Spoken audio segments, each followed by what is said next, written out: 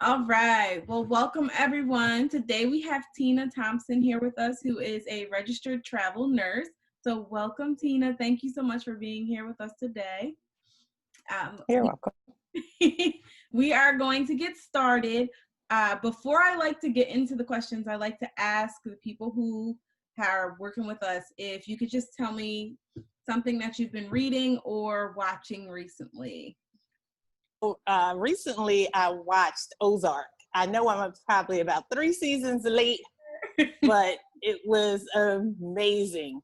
I Yeah. just finished up my master's program, so you could understand. I didn't really have time for TV, and everyone was speaking of it, so I binge watched it. It was amazing. I Yeah. can't wait to the next season. It was good. It definitely was good. All right, awesome. So we're gonna get right into the questions. Tina is a registered travel nurse here with us today, just to reiterate that. So we're gonna jump right on into it. So Tina, I guess we'll go a little bit out of order today. So how would you suggest someone just getting started set themselves apart from the competition?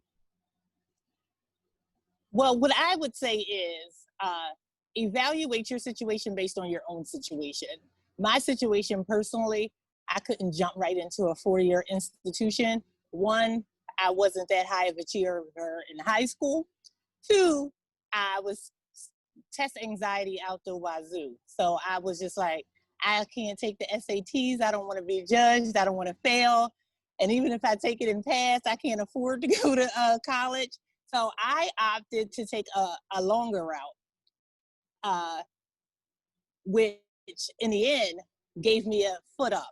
So I went to LPN school at a technical school in Coatesville. I became an LPN, which was a 1-year program. And then from there, I got accelerated acceptance into Delaware County Community College because as an LPN, you jump over all the regular enrollees, and nursing school is very competitive, so that's major. And when I got into the ASN nursing program, I was so much more prepared than the nurses in school that weren't an LPN or didn't have any medical background. So that gave me a wonderful foot up. Okay. And that was a path that worked for me. And then from there, I was able to apply to a 4-year institution, which I'm a University of Maryland graduated summa cum laude. Black Hey. girl magic. So yeah, so that was my path because I have bad test anxiety. I didn't have any finances. I wasn't a high achiever. So I took it literally step by step, a diploma, an associate's degree, a bachelor's degree to now my master's degree. I just think everybody has to do what's individualized for them. I like that though, because it reminds students that there's multiple ways to get to your goal, right? So you don't Yes. have to go right to a 4-year institution for nursing. There's still other options for you to get to where you want to be. And right now I have a master's degree and zero student loan debt. Zero. Beautiful. Because I was able to pay for it as I went because I didn't have a big lump sums or a lot of overhead. Awesome. That's beautiful. Now, when your LPN school, are there multiples around? Do you know, or is it like just in? Oh yes, every county has LPN programs. So I actually went to the DCIU of Chester County, and actually have a family member right now that's going to Delaware County's DCIU LPN program. Every community college has an LPN program, and then there's some freestanding. And the LPN licensure program costs about 10 grand. But to put that in perspective, when I graduated LPN school, I was making $40 an hour. Mhm. So that $10,000 investment is definitely worth it. Okay. And do you know? I feel like, correct me if I'm wrong. You can work in like what types of places with LPN? And that's a matter of contention too. I'm glad you brought that up. LPNs can work everywhere RN can work. It's just their scope of practice, what they're legally allowed to do is different. So LPNs can work in hospitals, surgery centers, doctor's office just like a RN can. The only difference is the things that an LPN is able to do. LPNs aren't allowed to push certain controlled medications. They're not able to like be the only nurse in the building in certain settings. So it's some limitations, but then you look at areas like nursing homes where they're not using those critical medications or PICC lines, which goes right into the heart. They're able to be nursing leaders in that field. I know an LPN who's actually a director of nursing at a nursing home. That's awesome. Yeah. I had a follow-up question with that too. It slipped my mind. Hopefully it'll come back to me. All right, we're gonna keep rocking. What skills, abilities, and personal attributes do you think are essential to have success in your job field? One, the first myth that I get is that the nurses make so much money. Oh, we make so much money. You know, you cannot do this job for the money. If your sole purpose is to come into this profession for the money, it's not going to work.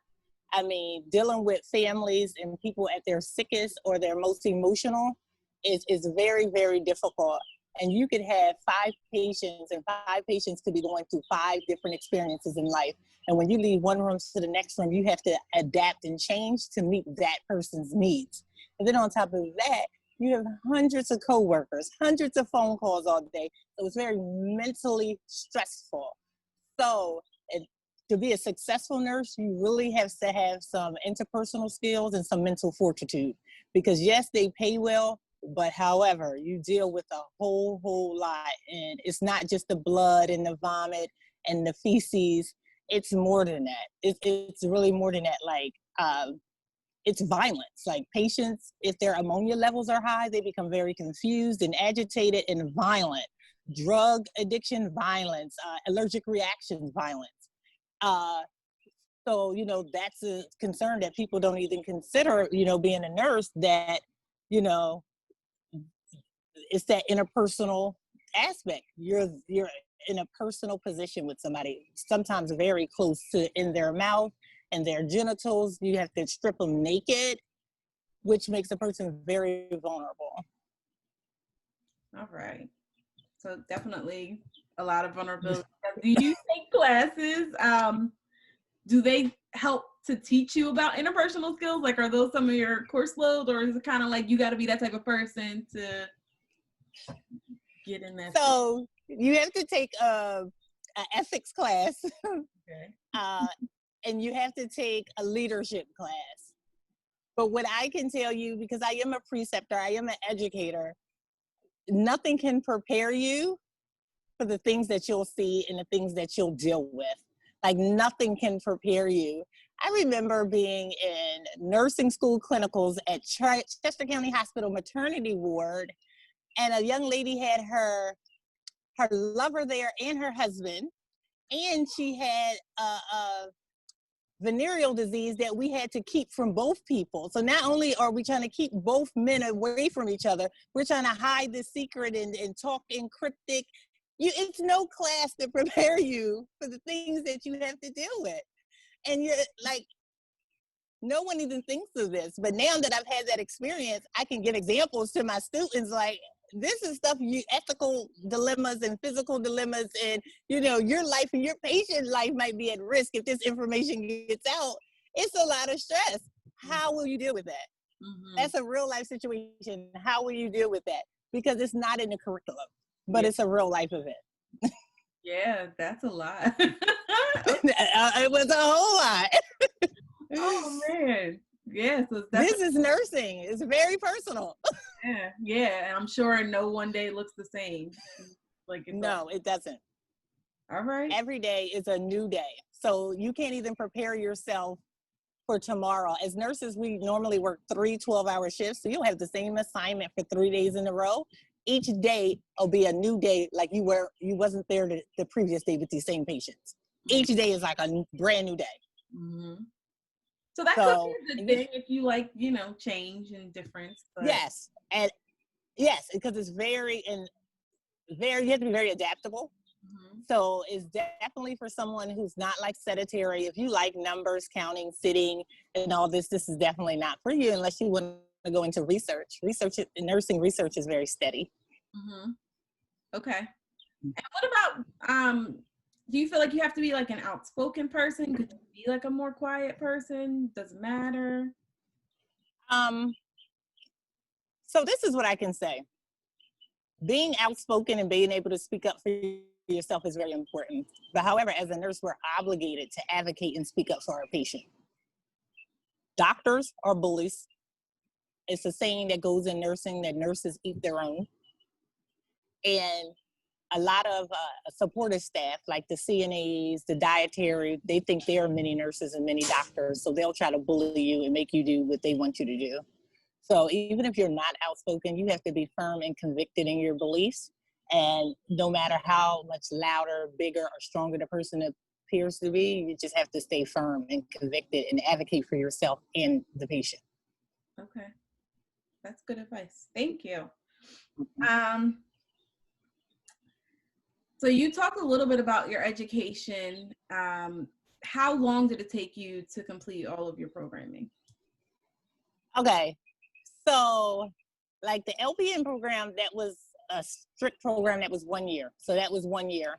I got 1 year of experience being an LPN, and then I immediately started for my associate's degree. Because you already have a year of LPN education, you only have to go for the second year of nursing, which is only 2 semesters. Because, you know, a college year is literally only 2 semesters. So I started in July and I graduated the following May. Okay. And I was an RN after 2 college semesters. And then from there, I went to the University of Maryland and I completed my bachelor's degree in about 13, 14 months. Okay.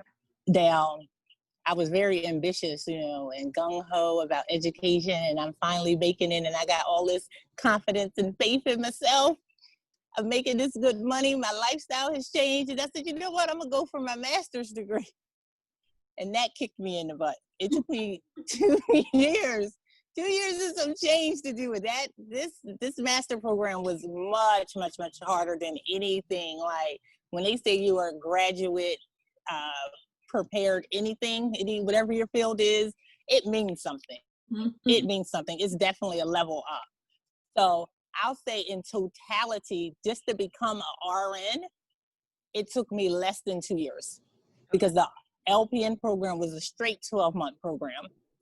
But the RN licensure part was only 2 semesters. And this is something I want to quantify for people too, because I don't think they realize this. It's 3 different ways to become an RN. You can become a diploma RN, which is going through a hospital. And that program is still available in the tri-state area at BB Hospital. That's in Delaware Eastern Shore area. BB Hospital still produces their own diploma prepared nurses. You can become an associate's degree nurse, which is a 2-year nurse at a community college. Or you can become a 4-year nurse with a bachelor's degree at a 4-year institution. What I want to quantify is a diploma nurse is free. The hospital will pay you to get trained and work there. That's free. The associate's degree, a lot of times you can get that paid for because you'll still have FAFSA at that point. And if anybody qualifies for that, you use it and make it count because you won't have it forever. And you know the 4-year degree, them numbers can be astronomical.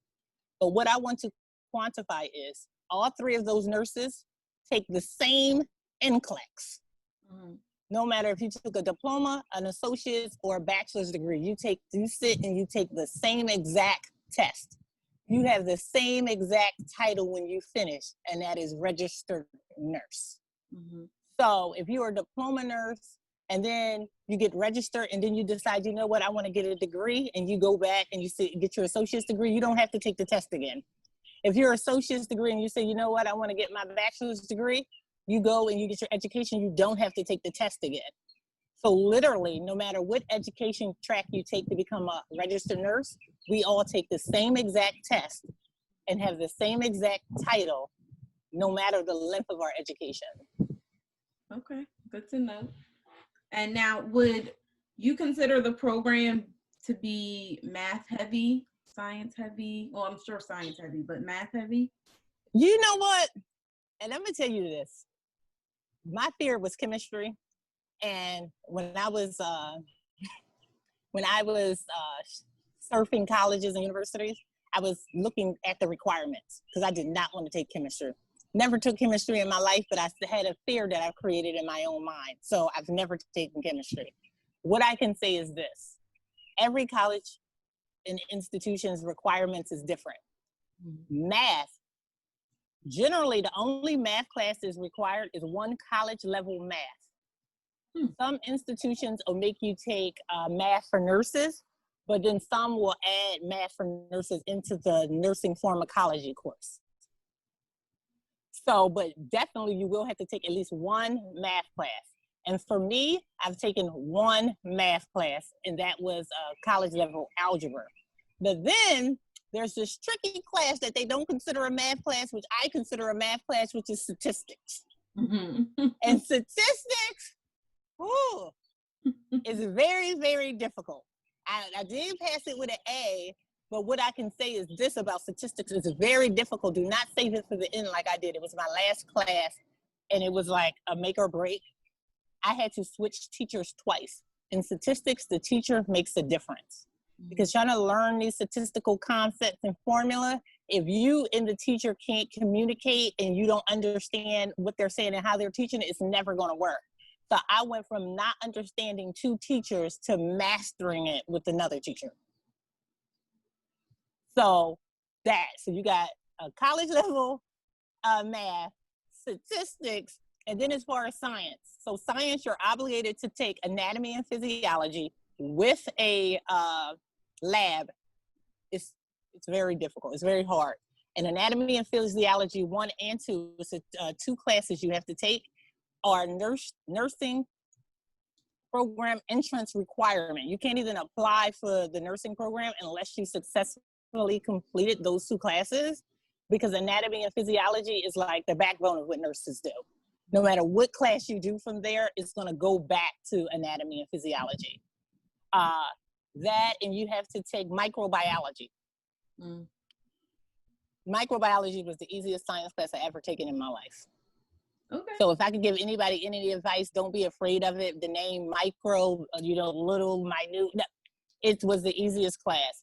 But what I would say is, if your goal is to get into a nursing program, take your A&P classes first and fast, in just in case you don't do well. I have a friend who's in nursing school right now, and I've been mentoring him since he was in the 11th grade. And he said to take each class twice before he got a acceptable grade, because that is a requirement for getting into the nursing program, which is very competitive. So whether you get a C, B, or A, it gives you points. And based on them points, it determines whether or not you qualify. So to go back and sum up your question, college level math, statistics, 2 A&Ps, that's A&P 1, A&P 2, microbiology. Some schools require chemistry. I'm a master's prepared nurse. I've never taken chemistry, and that was on purpose. Okay. All right. Now, do you... Hold on, one more thing. And another thing to quantify. As nurses, we don't do any math above fractions. So if you're good with fractions, you can do it. And some schools don't even make you take a separate class. They add it into the pharmacology class, because everything that we do with math has to do with medication. So they do it all in one. And I'm not a math genius, but I can think of everything as a whole because it's based on fractions. So if you can think of everything as a whole and then break it down, you'll be fine. That's funny. I was just about to ask you about how much math you use at work. Oh my God. So listen, this is what I've been doing this. I've been doing this for almost 10 years now, and I'm getting old. And this is what I can tell you. The computers, this computer technology and where the world is moving, I don't do nearly as much math as I did when I first became a nurse. Because now you put the patient's weight, the medication, it formulates it for you. All you have to do is confirm it. Say, yes, that looks right. But once again, you have to know what it should look like. but you don't have to do the calculations. We're not writing it down, trying to figure it out anymore. But however, when I was working in Baltimore, Maryland, the healthcare facility got hit by a cyber attacker, and it took their whole computer system out for like 2 days. Yeah. We had to do everything by hand. We had no computers to do anything. And it was like a really learning curve because a lot of the new nurses were lost because they had never done things by paper. Yeah. They had never done anything on paper. So you have to learn it for times like that because you never know what situation you're going to be in. But everything is computerized now for the safety of the nurse and the patient because it's the double check. Yeah. My friend is a nurse. She's in a hospital right now, and that same exact thing happened. So that must not be far-fetched for cyber. No, they always trying to attack them because they know the healthcare industry is dependent on technology. So if I attack you, I'm more likely to get paid to release your services over someone else who operations aren't dependent on technology. Interesting. Huh. Okay. And it's a good way to get people personal information if you want to do anything illegal. The hospital has everything. Yeah. Wow. Go ahead, Chantel. I know you said you have to take the NCLEX for to become an RN. Do you have to take the NCLEX to become an LPN as well? Great question. I didn't speak on that. Yes, there is an LPN's NCLEX and an RN NCLEX. So this is what each test has minimum questions. Don't quote me on any of this because the test is actually in the process of changing. I'm actually on a committee now that is reviewing different changes that they're making to the test. But the minimum score, let's just say for an LPN to pass is like 85 questions. Whereas though for the RN, it's only like 56 questions. So is the requirement for LPNs more than the RN? Yes, but the LPN has less education than the RN. So they give you a little more questions to get licensed. However, I felt like the LPN test and my LPN training was far harder than my RN training. That's why when I went to RN school, it was a breeze because my LPN program was really tough. It was really tough. Yeah, my family. They really prepare you. My family is full of nurses, and my aunt took the exact same route as you, LPN, RN, BSN, then nurse practitioner. I'm like, it's financial sustainable, and like I said, no matter how you enter the practice, you get the same license, you take the same test, and to be honest with you, furthering your education makes you better prepared to be a manager and a leader. But some people don't have aspirations to be in management and leadership. So therefore, furthering your education really isn't beneficial. And the financial gain is very minimum when you look at the cost of the education. Now, did you pay for everything out of pocket, or like as you went along, you had jobs that paid for you to go back to school? No, Danielle, you just keep asking these good questions. So when I was an LPN, I actually worked for the VA hospital, and I got student loans for my LPN program. The LPN program was $10,000, but however, by the time I finished paying for them, it was closer to about $18,000. Mm-hmm. And that experience right there was like, Tina, you'll never do this again. You're working backwards. This isn't a sound financial decision to get student loans. It's just working backwards. So I was still working at the VA hospital now as an LPN. And when you talk about travel nursing in that spirit, so I initially was working at the VA hospital in Coatesville, Pennsylvania as a CNA and going to school in Coatesville. I became an LPN. So now I need to go from CNA to LPN. So the way the federal government works, you have to apply for those positions. So I'm applying. I'm not getting any luck. So I started applying through every VA hospital. I didn't care what VA hospital. I just needed a job. So I wound up getting hired at the VA hospital in Perry Point, Maryland, which is not even, I think, an hour from Coatesville. So I moved to Maryland. So now I'm going to go and become an RN. And they're like, oh, we'll pay for you to, go to school. We'll pay for everything. You can stay home and everything. You don't even have to come to work. We'll take care of it. However, It's a 5-year commitment, and you don't qualify for any incentives. No new hire bonuses, no shift differential. You won't get any incentives, and you have to start at a nurse 1. Well, at that time, a nurse 1 was making less money than I was making as an LPN. So I would actually then be an RN, but be making less money. So I was like, let me consider this, because, I'm a financial wizard now after having all that student loan. So I went to the college and was like, well, how much is, to take this class per semester? Because I only needed, 2 semesters of nursing classes. When I tell people this, they're like crazy. My RN degree cost me $2,400. $2,400 I paid to go from LPN to RN. Literally $2,400. And I was like, well, that doesn't make sense. Why would I give you 5-year commitment, take a pay cut, not get any of the retention bonuses or whatever, when this is obtainable? I can, just pay for this. And at that time, the RN program I went to, you will not be able to work. So I had to actually work as an LPN for a year just to save the money to not be able to work while I went through the 2 semesters. So when I went through the 2 semesters of RN school, I didn't even work. I had to move. From Aberdeen, Maryland to Rosedale, Maryland, because I needed to downsize my expenses. But hindsight is 2020, is definitely worth it. Yeah, it was definitely worth it because I doubled my income. That's good to know, to definitely weigh your options. Don't, like, everything that glitters isn't always gold. So no, it looked good. Yeah. It looked good. And then I have to know also, when I went to LPN school, I already had college credits under my belt because I had always knew I wanted to go to college. The timing just wasn't right.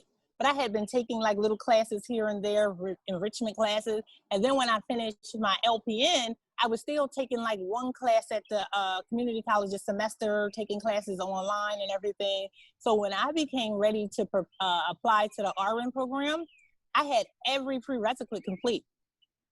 When I took my RN classes, that was the only thing I took was just the RN class. And I still couldn't work. It was very intense. Yeah, that sounds intense. But I mean, you got done faster that way. It was exciting. I did get done faster. And not only did I get done faster, I was able to get done with grades that benefited me. Because then when I went to the University of Maryland, they actually scouted me. University of Maryland actually scouted me and gave me scholarships to come to their university. And when I went there, I was able to graduate top of my class. I graduated with 1B. That's awesome. And you did the RN program there, right? Like, yes. It was like accelerated too. Okay. Yep. Very cool. So it pays in nursing. That's one thing I can tell you. It pays in nursing to do well. My nieces and daughter who have now graduated college always used to say C's get degrees. C's will get you a nursing license, but C's will not prepare you to take that NCLEX. C's will not prepare you for the next steps. Like, if you don't have a firm grasp and understanding, it's just going to make it that much harder. So doing well actually benefits you, especially in anatomy and physiology. I cannot stress that enough. It really benefits you. Awesome. Huh. All right, so I want to switch gears a little bit to talk not just about nursing, but like, what does it look like for you as a travel nurse? I guess not by day, but I guess how your year looks, because I know you're all over. So, as you see, now I'm sitting at the pool. I went from my car to the pool. So, listen, I travel all over the world. And anybody knows I've been to places I've never even heard of. I've been to the Maldives. I've been to the Seychelles. I've been to Xiamen, places I've never even heard of. And I'm only able to do this because I'm a travel nurse. Trust me, no career or anywhere you'll work, you'll be able to take 45 days off, 60 days off every 3 months. I'm only able to travel and do all this because I'm a travel nurse. Let me tell you what it looks like. So The average contract is 3 months or 12 weeks. We normally go by weeks. It's 12 weeks. And you get paid hourly rate. You get paid for your food. You get paid for your housing. You get paid for transportation to the location and transportation back home from the location. You get paid for your licensure renewal. You get paid for they pay for your medical. They pay for your uniforms, and they pay for your continuing education, because as nurses, we have to do like 35 hours of continuing education every 2 years. So all your expenses are covered. So what does that look like? So when I first started travel nursing, my first contract, it was $1,200 a week. I thought I was bowling back then. I thought that was $1,200 a week. So, and with that $1,200 a week, that encompasses everything. That encompasses 36 hours of work, your meals, and your housing. And you just have the opportunity for overtime still. And after 12 weeks, 3 months, you can renew or you can sign a contract and go somewhere else. And then the process starts all over again. But the good thing is you're not employed by the healthcare facility. You're employed by a staffing company. So therefore, if you need to take vacation or take a break in between each 3-month contract, you can. And in order to be considered a travel nurse, you only have to travel. This is the kicker. Y'all listening? You only have to travel 50 miles from your house. 50 miles from your house is not far. Mm-hmm. So there was a time where I wouldn't travel far from home. So I lived in Delaware and traveled to Maryland. I lived in Delaware and traveled to Pennsylvania. I lived in Maryland and traveled to Delaware. Like, you only have to go 50 miles from your house to be considered a travel nurse. And you don't have, you're in a different tax bracket, so you don't pay all the taxes and everything because you're not a state resident of that state and you're considered traveling. So it's a huge tax break. And for me, I don't have any minor dependents or anything. All I have is myself and a dog. So the tax breaks are really wonderful. And, you know, as a young person going out into the world, you're going to need every tax relief you can imagine when you go from, you know, being a full-time student and jobless to making like $80,000 a year. It's very beneficial. Very cool. Okay. Did that answer your question? No, yeah, it does. Absolutely. Because I feel like I remember you used to be, like 6 months in Maryland, 6 months in Phoenix. Is that what you used to do? That's another program. So that's a whole nother thing. Oh. So there's travel nursing, which I am a travel nurse. And then there's something called seasonal nursing on top of travel nursing. So seasonal nurses is places that their population increases seasonally, like the Hamptons, like Colorado up in the mountains. Of course, people go skiing in the wintertime. In Yuma, Arizona, they call the snowbirds go there because in the wintertime in Yuma, it's still 80 and 90 degrees. So everybody come down from Canada, Alaska, everywhere, and their population triples in the wintertime. And then when the summer comes and Arizona gets to like 120 degrees, these people go back to Canada and back to Alaska. So they have something called seasonal staff, where you can come down and work for 3, 6, or 9 months out of the year. And their program is even better than a travel program because they own an apartment complex. So when you and your family come down, you get a 2-bedroom, 2-bath apartment, pool, fitness center, game room, business office, private covered parking, and it's within 2 miles of the hospital. So I walk back and forth to work, and you get the same apartment every year. So it's a beautiful thing. A lot of my colleagues, they don't even take their things home at the end of the season. They'll just put them in storage and just fly home, fly wherever they want to go. I'm normally in Yuma, Arizona from October to April. I do 6 months contract. And they pay for, you get an hourly wage, your housing, you don't pay anything because, like I said, they own the apartment complex. You get $800 to come to get there, $800 to leave there, and they pay for your medical coverage. That's a beautiful program. So, and then every year they ask you, are you coming back next year? You tell them yes. And then when usually around like June, July, they start reaching out, say, hey, what day do you want to start? How long are you going to come for this year? And you just keep coming back. And then in between time, what I do is I take travel assignments. California for nurses have the best work conditions because they have staffing mandates. You can't ever have more than 5 patients in California. Anything over 8 hours a day is overtime. So it's a really good situation for nurses in California. So a lot of times when I leave Arizona, I won't come back to the East Coast. I'll go to like California, Colorado, Nevada. I'll go to different places on the East Coast. Since I've been traveling, since I left and went to Colorado 3 years ago, COVID is the only reason why I'm back on the East Coast. I love the West Coast. Like COVID brought me back to the East Coast, but yeah, so you have 2 different options. You can be seasonal and travel or do them both together like I do. Okay. Now what's the company name for seasonal nurses? Like how do they look like? Oh, that's a whole nother contention, Ms. Hall. There is thousands on top of thousands of staffing agencies. They are not all created equal, and you have no obligation to stay with one over the other. It's really trial and error, holding the community, really knowing your colleagues and talking. Like a lot of times when I'm out working, they'll ask me, who do you work for? What do you think about them? Well, I heard about this company. What do you think about this company? And we'll give information back. I've worked for, I started out with Medical Solutions. What I could say good about Medical Solutions is they love sending you gifts. You get a lot of gifts from Medical Solutions, and their medical is excellent. They have excellent medical package. And then I left them and I went with a company called Fast Staff. And that's who I went to Colorado with the first time.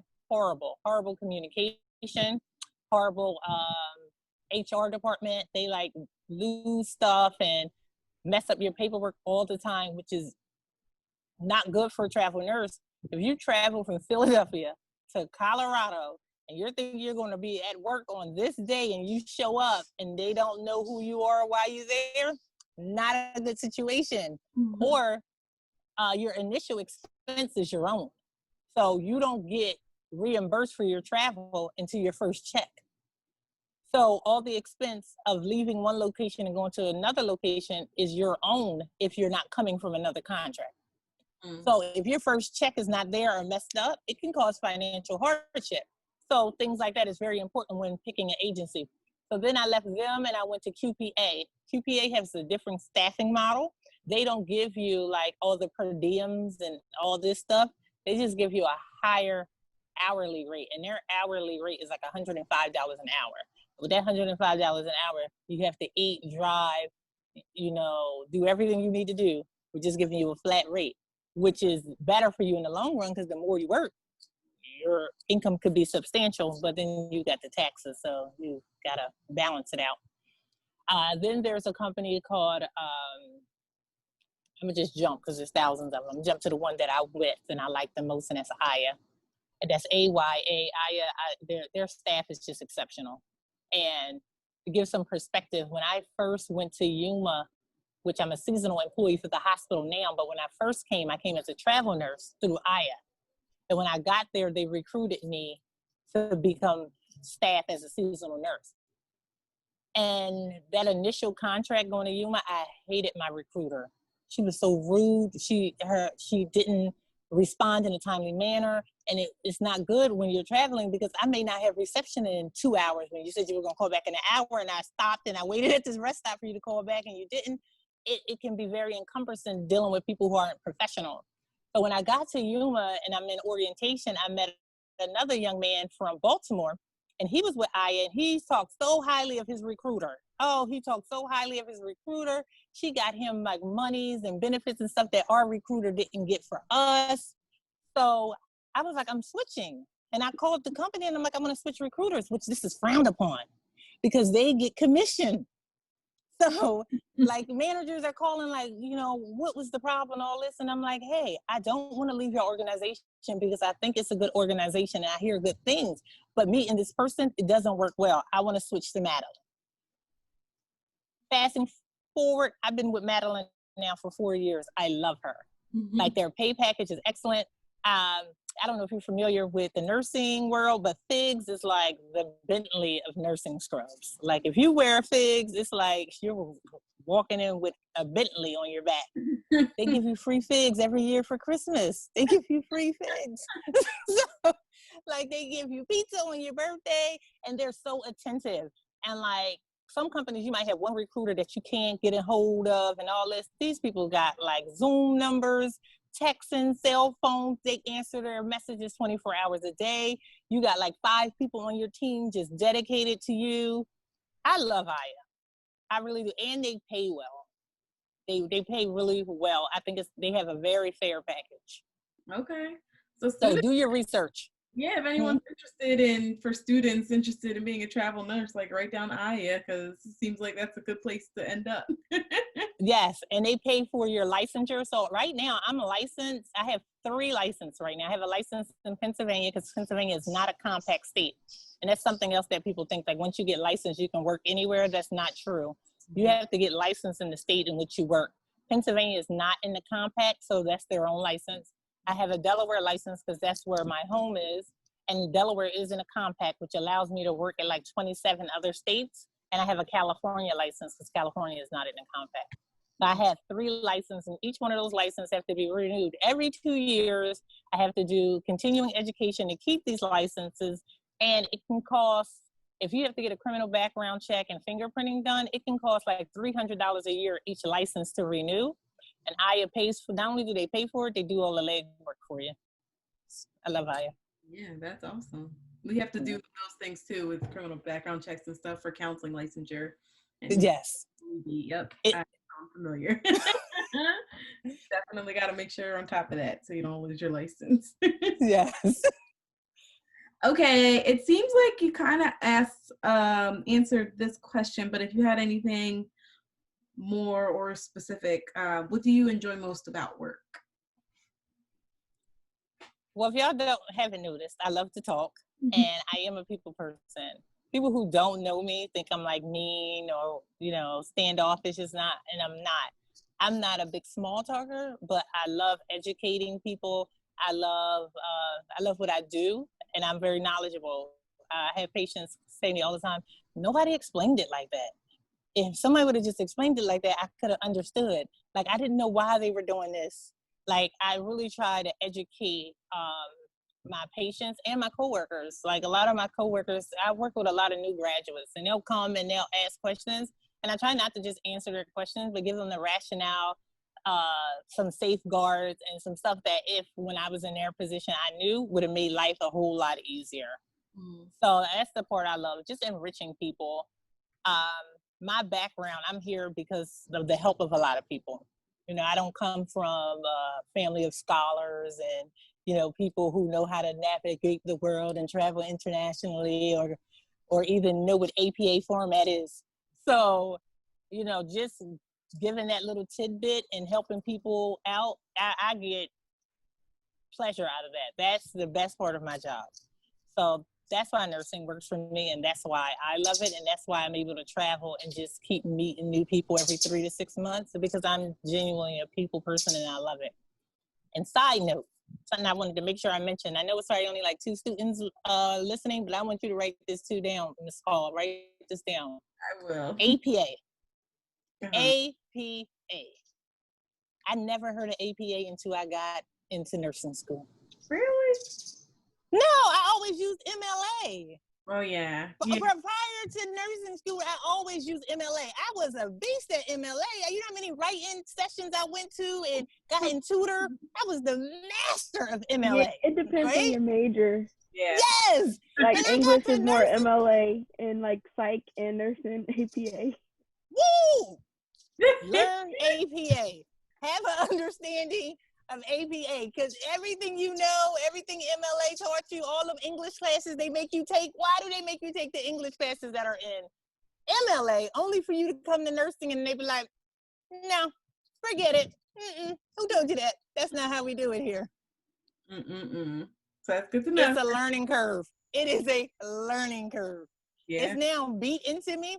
I don't even know what MLA is now. I couldn't write anything in MLA if I tried.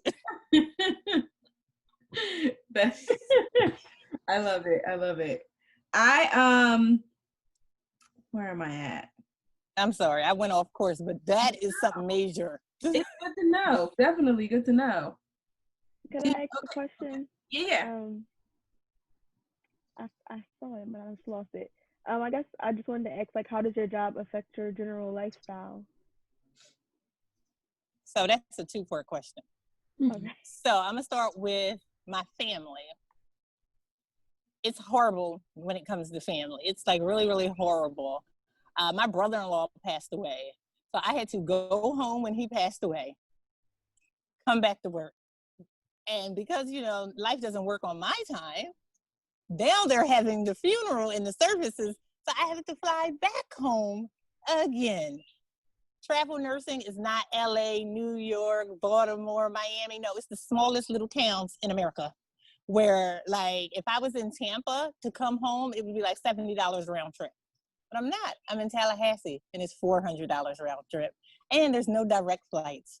So a flight that should take 2 hours is going to take me 6 to make it there. Is that encompassing? Yes. Like, you only can see your family, like, maybe once every 3 months. But the flip side of that is you're in places that a lot of people have never been, and you have access to a lot of places you would never have had access to. So a lot of my different family members and stuff will come see me. Like my nephew just came to see me because he has a friend from Upper Darby who goes to school at FAMU, actually live on FAMU's campus.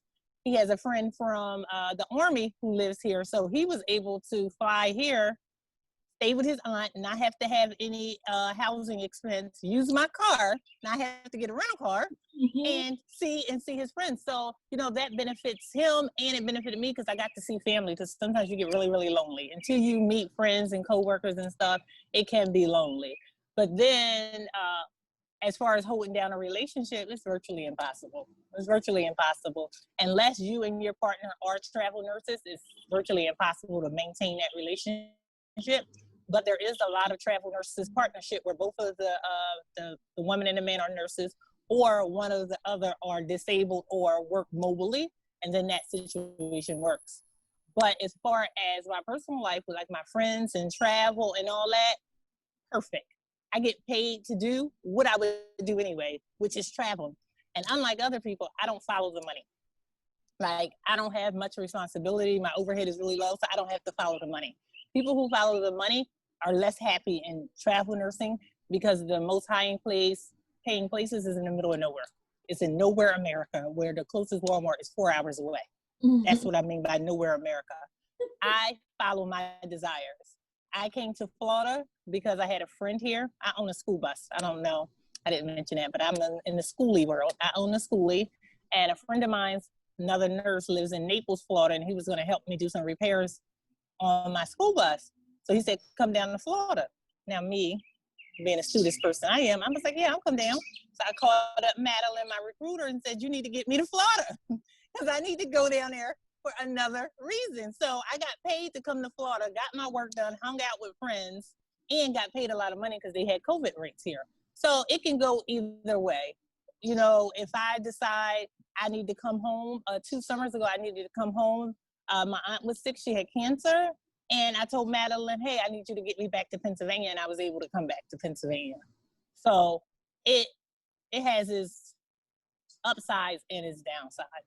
But as a whole, it depends what you value. I value traveling. I love meeting new people. I love to hike. I'd have never known I love to hike until I started traveling. And now it's like, if there's a mountain, I want to be there. So, I hope that answers your question. Yep, thank you. You're welcome. I love it. All righty. And then, are there any, well, I guess COVID would be a current issue, but like, how is that altering your job on a regular?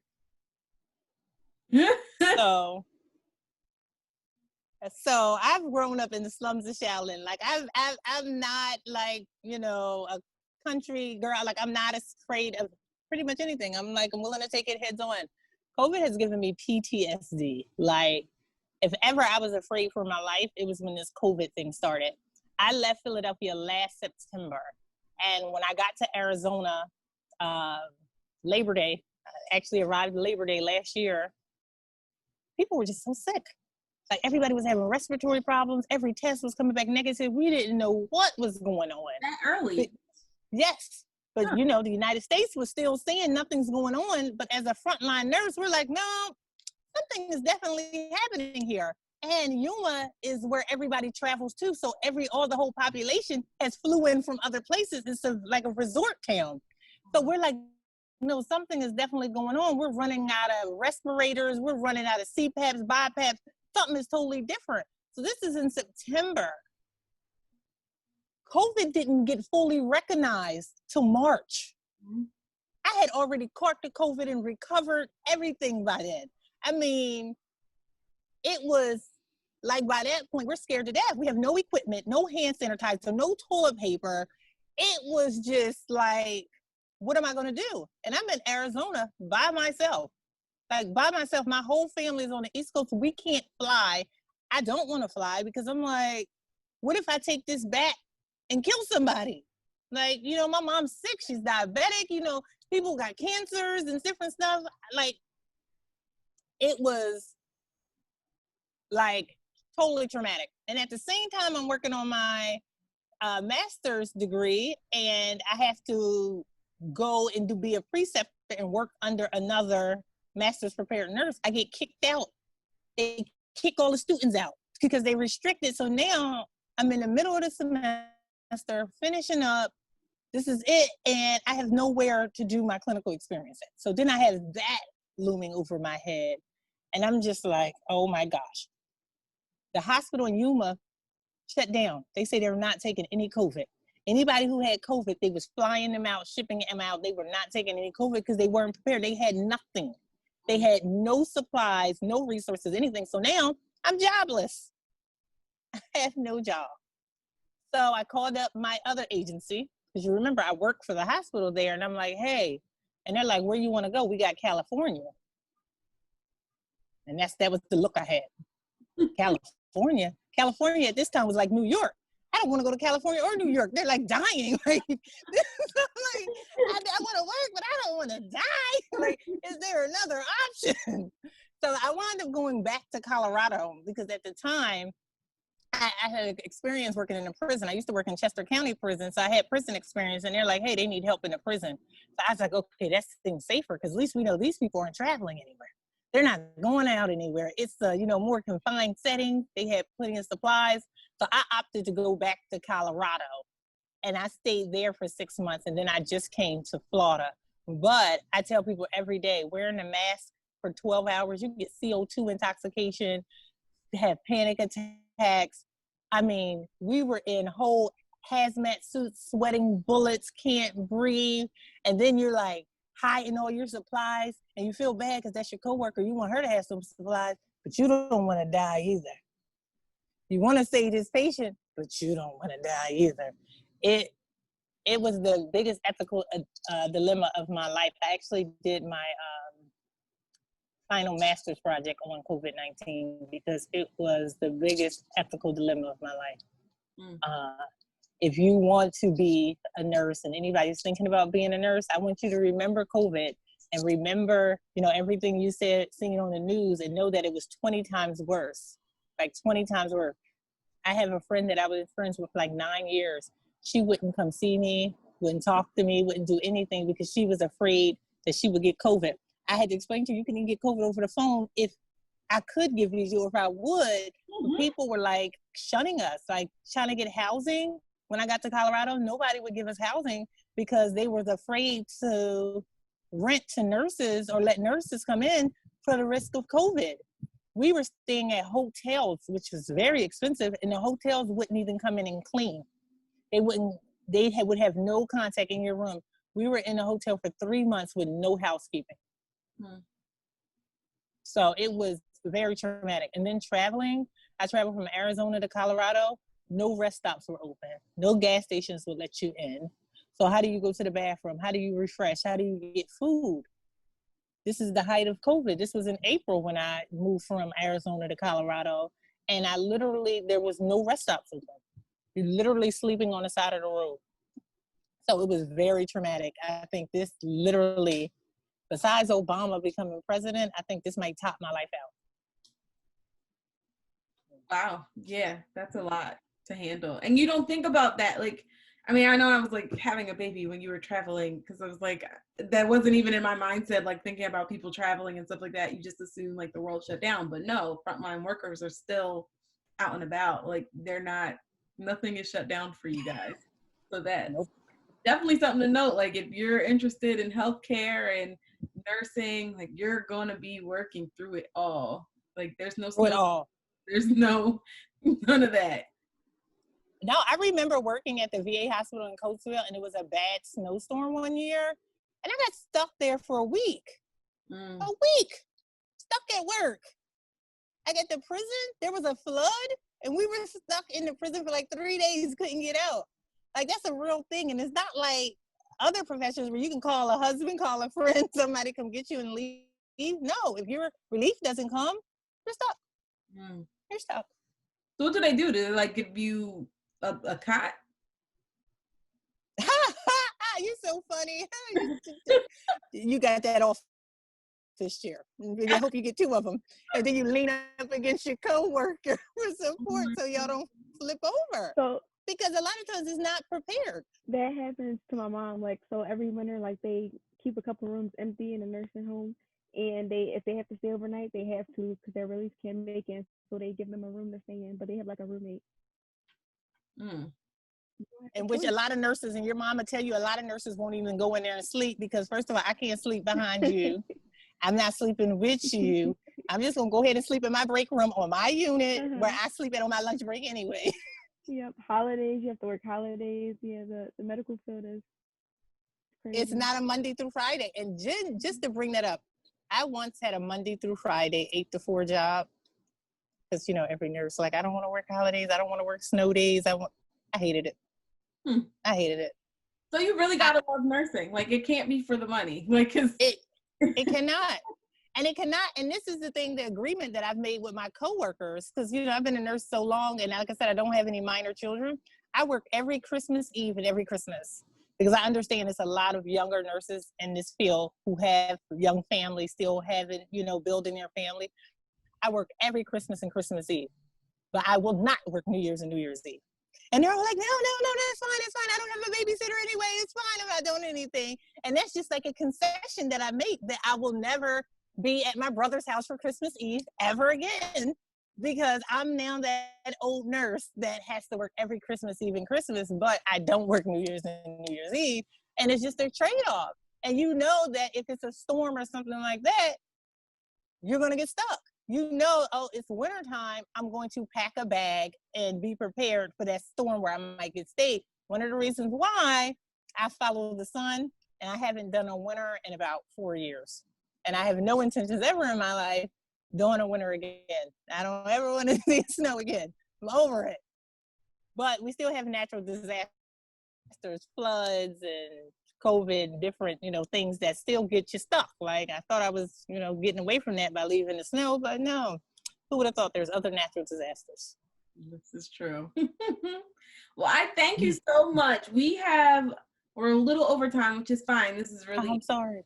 No, you're fine. It was really interesting. I feel like I learn more every time I'm talking to you guys.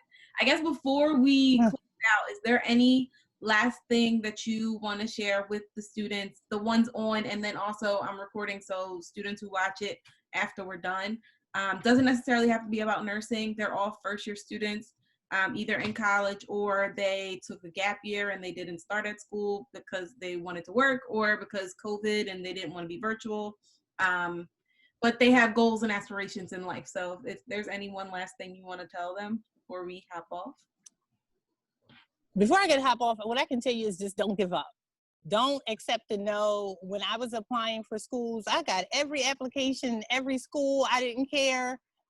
I was willing to travel for my dreams and to be educated. Do not give up. That's like the first thing. Just don't accept the no. Don't give up.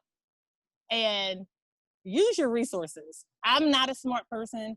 I don't have a lot of resources at home. So I had to really go out and gain my knowledge and seek my knowledge. So library, always the library. The librarian was a wealth of support. The math center, the writing center, any center that they have, any support that is available to you, take it. It is no shame in succeeding, and you succeed any way that makes sense for you. And lastly, don't be afraid to cut off the world. I promise you, they'll be there when you get back. Like, no matter how many times I go to school and go into my little hermit shell to study and focus, when I come back out, everybody is still there. And I'm like, oh, you know, you're still here. It's still opportunities. There will be opportunities to live your life. There'll be opportunities to make money. There'll be opportunities to travel, but you have to set yourself up for success. And I know it sounds cliche and everything, but it's worth it. Nursing is very hard and very competitive, but it is worth it. I see job postings and like, oh yeah, you need to have a master's degree. We're paying $12 an hour. I'm like, what? That's a real thing. But nurses, we don't have that problem. So as soon as you get licensed, you're like $30 starting. You know nothing. You don't even know how to use a calculator. And they're like, we're still going to pay you $30 and teach you. Don't you worry. Opposed to someone else who may come out with a different degree and not be able to find work. And if they do find work, it's not sustainable. So it's worth it. All the stress that they put you through, it is worth it. Stick it out and, you know, take whichever road makes sense for you. Okay, I do have one more question. I'm going to be, just because I know you and I know some of your story. What tips do you have as like being a mom going through college? Like, and I wasn't going to bring that up, but you bring that up. So something that Ms. Hall knows about me, but you guys don't. I became a mother when I was 12. I became a mother of 2 when I was 13. So throughout this whole process, you know, I was a mother. You know, I was blessed to be put in the path of people who helped me along the way. And at 16, helped me to start, you know, building my life and showing me what independence looks like. So I had to take a path that was not only doable for me financially, but also time-wise, because I still had to take care of children. I would literally, when I was in LPN school, I would go to school in the evening, 3 days a week. I would work at night 3 days a week and still have my daughter. I would be picking my daughter up from my mom's house like 11 o'clock at night, taking her home. She would get on the bus, go back there. And it was like a nonstop cycle for a year. For a year, I did this nonstop. I worked full-time, went to school full-time, and had to take care of my children. And it was not easy. It was not. Many a days I cried. Many a days I cried. But I wasn't afraid. I wasn't afraid some days to just ask, can y'all please keep the kids overnight? I know. I just please, because if I don't get this full night's sleep, or if I'm not up all night studying, I may not succeed. And, you know, not being able to be with your children, not being able to be with your loved ones is hard.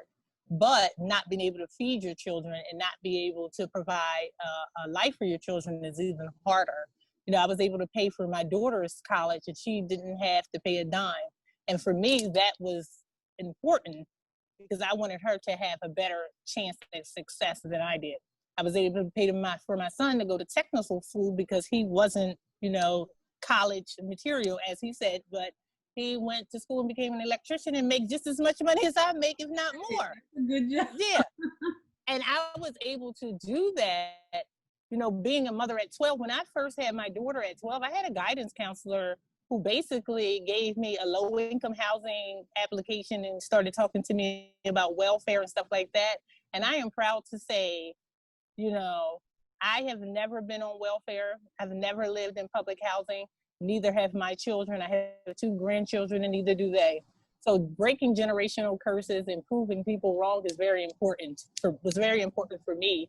And going forward, I try to talk to people, let them know you are not a statistic.